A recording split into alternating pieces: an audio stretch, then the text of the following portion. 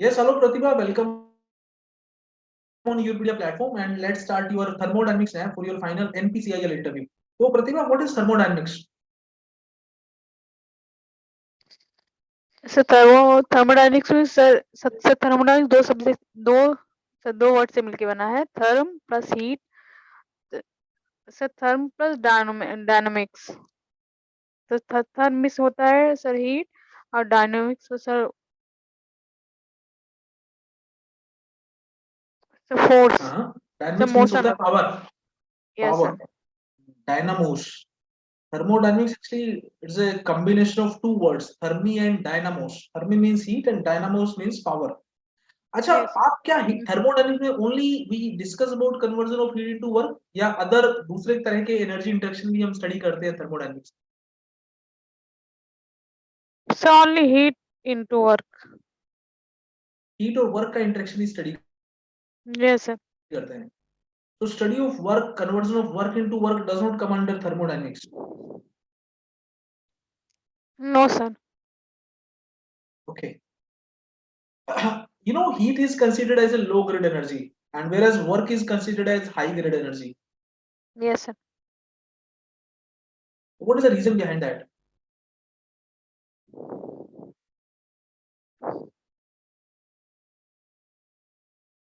हम ऐसा क्यों बोलते हैं कि जो हीट है वो लो ग्रेड एनर्जी है और जो वर्क है वो हाई ग्रेड एनर्जी है?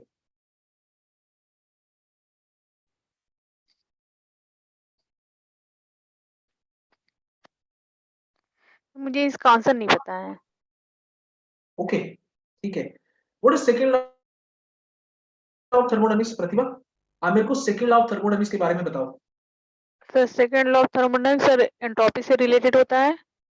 हम्म, सेकंड लॉ ऑफ थर्मोडायनामिक्स इसके दो स्टेटमेंट हैं। ठीक सबसे है. पहला है केल्विन मैक्स प्लैंक, दूसरा है क्लॉसियस। Kelvin Planck statement. हाँ, तो क्या कहता है? What is that Kelvin Planck statement? Sir Kelvin Max Planck ये कहता है कि सर अगर कोई भी सर थर्मोडायनामिक साइकिल है, कोई भी हीट इंजन है सर, उसमें जितना हीट देंगे सर पूरा पूरा वर्क नहीं बनेगा, कुछ एटमॉस्फेयर में एग्जॉस्ट हो जाएगा। एंट्रोपी से आप क्या समझते हो? What is entropy? Entropy is related two degree sir randomness, sir degree of randomness. Degree of randomness. वो कुछ इसका फिजिकल रेलेवेंस आप बता सकते हो प्रतिभा? सर जैसे अगर सर कोई जैसे हम बॉयल कर रहे हैं किसी चीज को सर, उसे जितना ही हीट देंगे सर उसकी रैंडमनेस बढ़ेगी, तो इसे ही बोलते हैं सर एंट्रोपी बढ़ रही है। हम्म. अच्छा, अगर हम एक एग ले, अंडा ले, जैसे अंडे को गर्म करना शुरू कर दे, उबालना शुरू कर दे, जैसे तो उसके अंदर जो लिक्विड पार्ट है ना, जो लिक्विड पार्ट होता है उसके अंदर, वो सोल्डिफाई हो जाता है. जैसे तो क्या लग रहा है आपको, उस टाइम एंट्रोपी बढ़ती है एग की या घटती है? तो बढ़ती है। बट सॉलिड्स का एंट्रोपी तो कम होता है लिक्विड से. Liquids are having more entropy. Yes sir.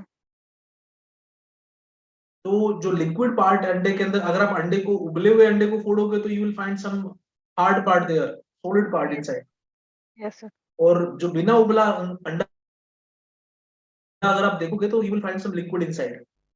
Yes sir. तो लिक्विड्स का एंट्रोपी ज्यादा होता है या सॉलिड्स का एंट्रोपी ज्यादा होता है? सर लिक्विड का ज्यादा होता है। हाँ, तो how you can say that कि entropy is going to increase? कैसे सर आप हीट कंक्लूड कर सकते हैं? सर हीट दे रहे हैं ना, तो सर उसमें हीट देने से एंट्रोपी बढ़ती है। एंट्रोपी हाँ, मेनली ठीक है, हीट से समझ. रिलेटेड होती है। एंट्रोपी किससे से रिलेटेड होता है? तो हीट से। अच्छा, एंट्रोपी टेम्परेचर के बढ़ाने से बढ़ता है या घटता है? सर टेम्परेचर बढ़ाएंगे तो सर बढ़ेगा। टेम्परेचर के बढ़ाने से एंट्रोपी बढ़ता है. Yes sir. अच्छा, अगर हम एक फॉर्मूला देखें, ds equal to D Q by T. Yes sir. आपने जरूर पढ़ा होगा ये formula thermodynamics. ds yes sir. Equal to D Q by T. Yes sir. तो अगर टेम्परेचर बढ़ेगा तो ds तो कम होगा. Yes, sir. ऐसा कैसे है? एंट्रोपी बढ़ता है टेम्परेचर के बढ़ने से, किसी चीज को गर्म करते हैं तो एंट्रोपी बढ़ता है। Yes, sir. Sir, entropy mainly heat से रिलेटेड होती है सर, टेम्परेचर से रिलेटेड नहीं होती है। टेम्परेचर से कोई रिलेटेड नहीं होती। हम्म, चलो। Pratibha, what you know about Carnot theorem? Sir Carnot cycle sir किसी भी हीट इंजन का सर स्टैंडर्ड होता है सर, जिससे हम किसी भी इंजन की एफिशिएंसी डिसाइड करते हैं कि पॉसिबल है कि नहीं। हाँ, तो कैसे हम चेक करते हैं कि the given engine is possible और नॉट, फिजिबल और नॉट? कैसे चेक सर करते हैं? जैसे कोई इंजन है सर, उसका वर्क दिया रहता है और उसमें हीट कितना ऐड करते हैं सर, ये दिया रहता है। तो एफिशिएंसी का फॉर्मूला होता है सर, वर्क अपॉन कितना हीट ऐड कर रहे हैं, वर्क अपॉन जितना हीट ऐड करते हैं। और सर कार्नोट एफिशिएंसी होता है वन नहीं, मैं माइनस। आपसे कार्नोट एफिशिएंसी नहीं पूछा, मैंने आपसे पूछा है Carnot theorem. Yes sir. Carnot theorem के बारे में पढ़ा है आपने? Yes sir. हाँ, तो उसका कुछ कंक्लूजन बताओ। What important conclusion we get through Carnot theorem? Sir Carnot cycle में दो आइसोथर्मल होते हैं, दो आइसोट्रोपिक प्रोसेस होता है। ओके। तो उससे किसी भी हीट इंजन की सर एफिशिएंसी डिसाइड होती है सर, कि पॉसिबल है सर, वो स्टैंडर्ड होता है एक तरह का सभी हीट इंजन के लिए। आप क्या कार्नोट इंजन के लिए टीएस डायग्राम बना सकते हैं? Yes sir. हाँ, तो ड्रॉ करके दिखाओ जल्दी से।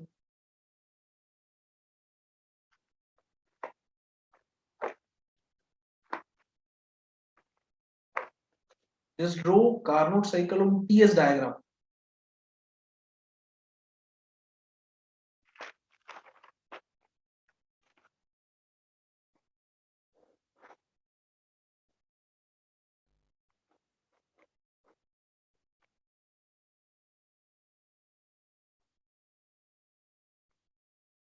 इसमें एडिशन, हीट एडिशन और रिजेक्शन कहाँ पे हो रहा है?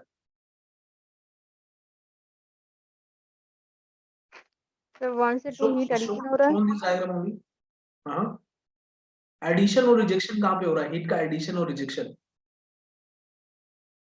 तो 1 से 2 हीट एडिशन हो रहा है और 3 से 4 हीट रिजेक्शन हो रहा है।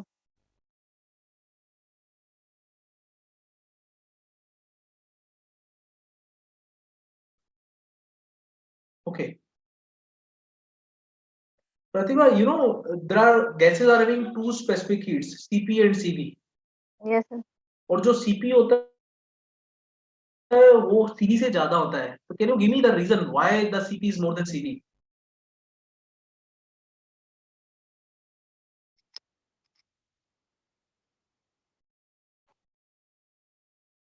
Why the specific heat at constant pressure is considered higher than the yes specific heat at constant volume? Okay, प्रतिभा, मेरा लास्ट क्वेश्चन है आपसे।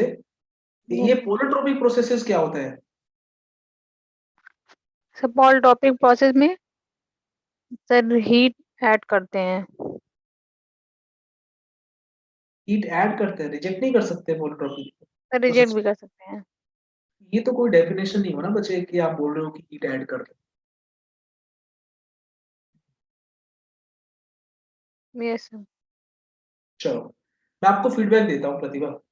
Yes sir. तो आप थोड़ा सा अभी आज हल्का सा नर्वस हो आप, और वो मेरे को लग रहा है कि वो नर्वस आप एक दो जब स्नैप दोगे तो वो निकल जाएगी उससे। ठीक है? थोड़ा सा टेक्निकल अंडरस्टैंडिंग है आपका, बट अभी आपको मेहनत करनी चाहिए। अभी आपका सब्जेक्ट को और आपको अंडरस्टैंडिंग गेन करना पड़ेगा। ठीक है? यस आप ट्राई नहीं कर रहे हो, you are even not applying your mind. आप बहुत जल्दी हथियार डाल दे रहे हो कि yes sir, I don't know. थोड़ा मेहनत करना पड़ेगा, आपको सोचना पड़ेगा, and then you to try, to think, try to recall. और अभी मेहनत करो Pratibha. When is your interview? Sir अभी नहीं है सर, लेकिन सर ज्यादा चांसेस है कि मार्च में होगा। मार्च में होगा तो चलो खैर, अभी आपके पास, आप मान के चलो कि 15-20 डेज तो है ना आपके पास, 15 दिन तो है कम से कम। Yes sir. और इतना दिन सफिशिएंट होता है चीजों को पढ़ने के लिए। देखो, आपने कोई रिटन टेस्ट या आपने गेट के लिए अपीयर हुए हो, तो आपका टेक्निकल अंडरस्टैंडिंग तो है। इंटरव्यू में क्या होता है, आपका टेक्निकल अंडरस्टैंडिंग होने के बावजूद आपको वर्ड्स में एक्सप्लेन करना होता है, आपको दूसरे को कन्विंस करना होता है, yes yes sir. I know that हाँ। Particular thing. ठीक है? Maybe, you are, suppose if I will give you some numerical problem, maybe you may very good position to solve all those problems, but interview में वो आपसे numerical problem तो नहीं पूछने वाले हैं. They're going to ask you some kind of physical relevance of all those things. कि बताओ ये constant volume का क्या relevance है, कहाँ पे आपको किस process को आप constant volume assume कर सकते हो, किस process को आप constant pressure assume कर सकते हो. Are you getting Pratibha? Yes तो सर, मैं डिप्लोमा है, बेसिस पे सर हाँ, तो जब लिए हम प्रिपरेशन बच्चे कर को ऑब्जर्व करते हैं ना तो उसके फेशियल एक्सप्रेशंस कैसे हैं, कैसे वो कंफर्टेबल भी है क्या नहीं है, नर्वसनेस कितना है फेस कर रहा है, तो वो सारी चीजें पता चलती है. तो थोड़ा सा हल्का सा नर्वस थे आप, ठीक है, बट वो नर्वसनेस ऐसी नहीं थी कि आपको बहुत टाइम लगेगा उसको निकालने में. Within 2-3 snaps only you will be comfortable. Okay, और सब्जेक्ट को रिवाइज करो, try to gain more conceptual understanding of this subject, and again you can join me after 1-2 days after revising. ठीक ये है. सर एक और चीज पूछना था. हाँ, तो 4 सब्जेक्ट ही काफी है इंटरव्यू में. मेरे ख्याल से ये चीज आपने कल भी पूछी थी. यस कल सर. पूछी थी ना आपने, यस सर. तो क्या कहा था? सर आप बोले थे 4 काफी है, लेकिन सर एक और ऐड कर सकते हैं. हाँ, तो सेम रिप्लाई है. बच्चे याद रखना है, देखो एज सच कोई नंबर नहीं होता सब्जेक्ट का. प्रिपेयर तो चाहे आप तो भी कर लो. अगर आपका एक आपका स्टाइल अच्छा है ना, आप बोल लो कि sir I today sir my this, आपने अपने आप को इंट्रोड्यूस किया, you have mentioned your achievements, कि सर मेरी क्या अचीवमेंट्स, आपने अपनी हॉबीज के बारे में बताया, आपने अपनी स्ट्रेंथ बता दी, and then suppose you highlighted one to your subjects, maybe suppose even you can miss to your favorite subjects. तो होता क्या है इंटरव्यू में, whatever you are mentioning in your introduction part, from that they are going to ask you the question. मान लीजिए आपने कोई internship की और आपको लग रहा है कि मैंने बहुत अच्छे से इंटर्नशिप की है, और वो जो इंटर्नशिप है वो किसी ऐसे कंपनी से रिलेटेड है जिसमें कास्टिंग वास्टिंग बहुत ज्यादा होता है, तो आपने उसको हाईलाइट कर दिया.